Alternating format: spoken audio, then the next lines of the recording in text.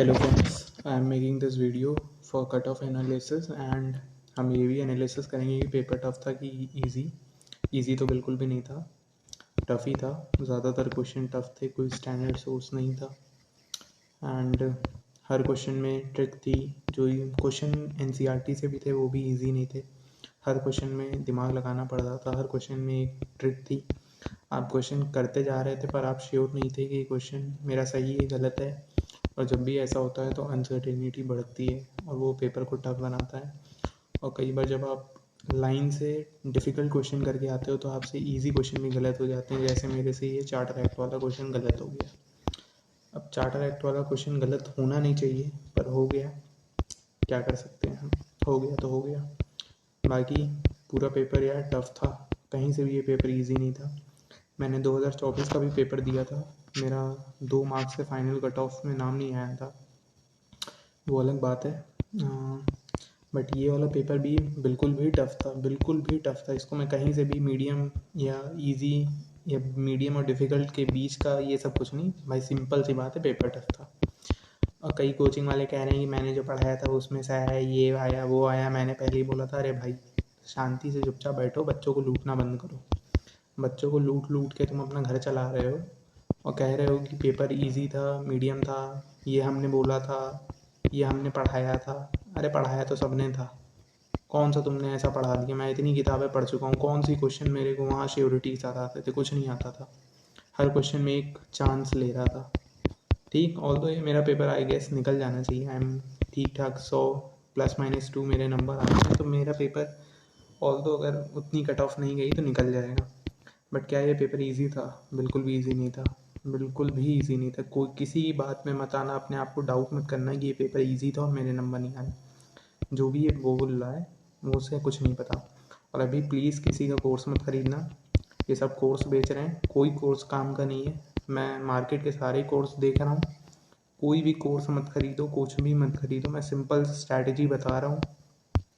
हर एक, they are total 7 subject, हर subject के लिए एक स्टैंडर्ड सोर्स पकड़ो और उसे पढ़ो, पढ़ो और समझो।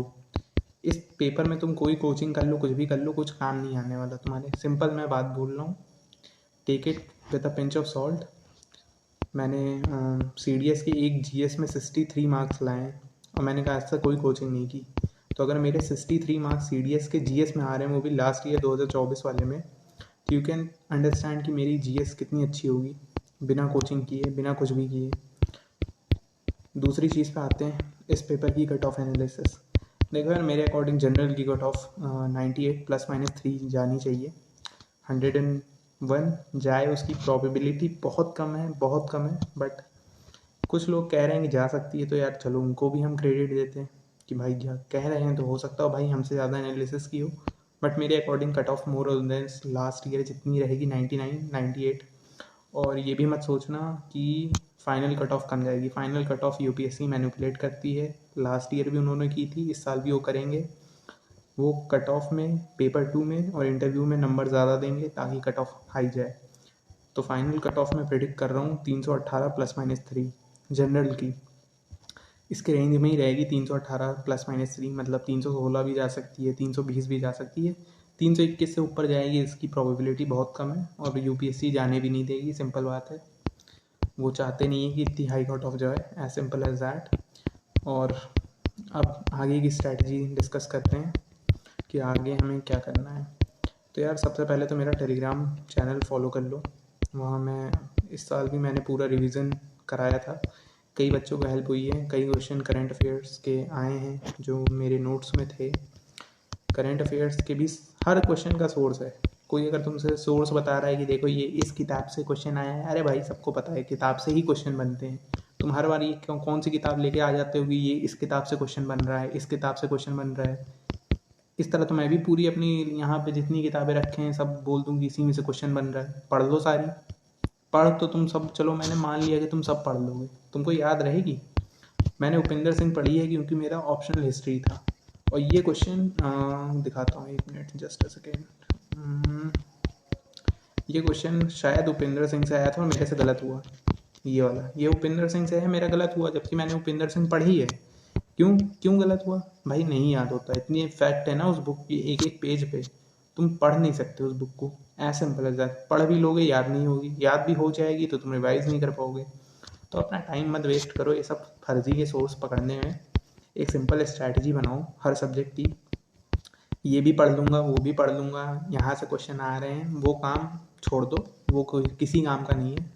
और कई लोगों को लगेगा कि यार मैं एकदम टू द पॉइंट बोल रहा हूँ, उल्टा बोल रहा हूँ, तो भाई अगर आपको पेपर निकालना है तो आपको प्रैक्टिकल होना पड़ेगा ज़िंदगी में। मैं यहाँ फ्लैटरी वर्ड्स यूज़ नहीं करूँगा कि ये हो जाएगा वो हो जाएगा, कुछ नहीं होगा, सिंपल बात है भाई। अगर तुम इस सोर्स के पीछे भागोगे तो पागल बन जाओगे।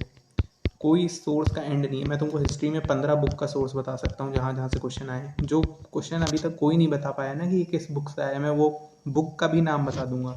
अब जैसे इस क्वेश्चन का कहाँ गया, जैसे इस क्वेश्चन का कहाँ गया यार, दुआरते बरबूसा भैया, जैसे ये 43 क्वेश्चन, इस क्वेश्चन का अभी तक किसी ने सोर्स नहीं बताया।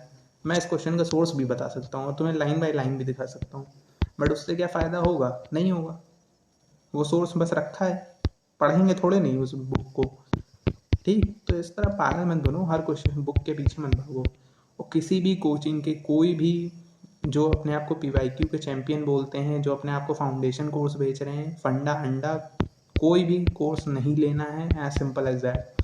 तुम लोगे, गिल्ट करोगे, बाद में पछताओगे और तुम्हारी तैयारी को माइनस करेंगे, प्लस कभी नहीं करेंगे। मैं एक बुक पे लिख के दे सकता हूँ कि वो तुम्हारी तैयारी को नेगेटिव इफेक्ट देंगे बजाय कि पॉजिटिव इफेक्ट।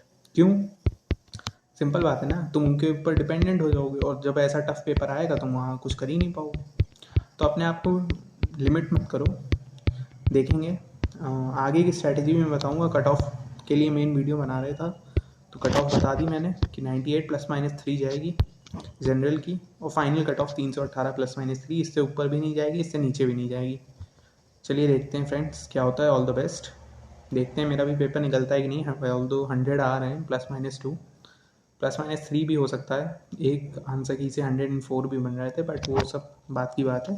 पेपर ख़राब गया था, एज सिंपल एज दैट। इस पेपर से भी मैं उम्मीद नहीं कर रहा हूँ, तो बाद में देखेंगे क्या होता है। अभी के लिए ऑल द बेस्ट आप सबके रिज़ल्ट के लिए। एक बार रिज़ल्ट आ जाए फिर हम हर सब्जेक्ट की एक एनालिसिस करेंगे, हर सब्जेक्ट को कैसे अप्रोच करना है, कैसे हमें एग्ज़ाम में उस चीज़ को इम्प्लीमेंट करना है, कैसे हर सब्जेक्ट को हमें तैयार करना है, तो वो सब मैं वीडियोस डालूँगा चैनल को।